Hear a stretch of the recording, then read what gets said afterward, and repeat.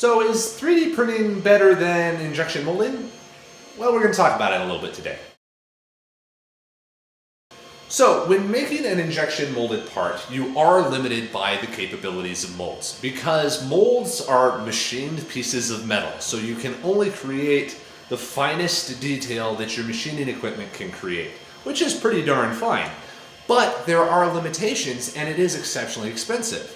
To imprint a diamond pattern on a flat injection molded piece, like this foldable cube, can be very expensive because imprinting a small diamond pattern just takes a lot of machine time and is also very complex for the mold. If you're just doing it, again, on a flat piece and imprinting the texture right here, it's not that big of a deal. The mold comes together, stamps the piece basically. But if you actually make a cube, something like this, then it becomes a lot more difficult because now the mold basically has to have 4 to 6 sides or however many sides are textured on the cube, which is now exceptionally complex and exceptionally difficult. But right here with this 3D printed part, you have exceptionally fine details for free. There was no mold, there was no machining cost. This part was grown just by the nature of the process, and there was no complexity in it. In fact, this is one of the simplest 3D printed parts you can possibly create. And it would be impossible to injection mold.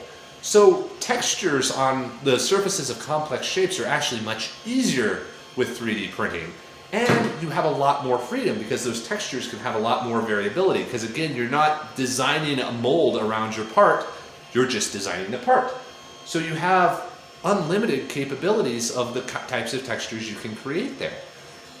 Whatever you can do in CAD can be 3D printed, which is just not the case with injection molding.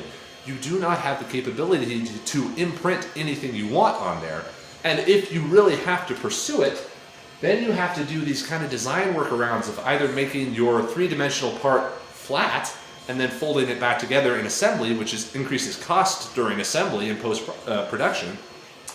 But you also may just physically not be able to do it. Because if you need a solid cube with textures on all 6 sides, you cannot do this readily with injection molding.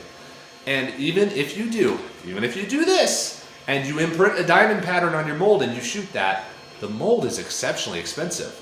So mass production 3D printing is very often a far more affordable option because just for the cost of molding alone, you can get several thousand, maybe tens of thousands of pieces completed just by the nature of the process, because surface finish is not complexity for 3D printing or additive manufacturing. It's just par for the course.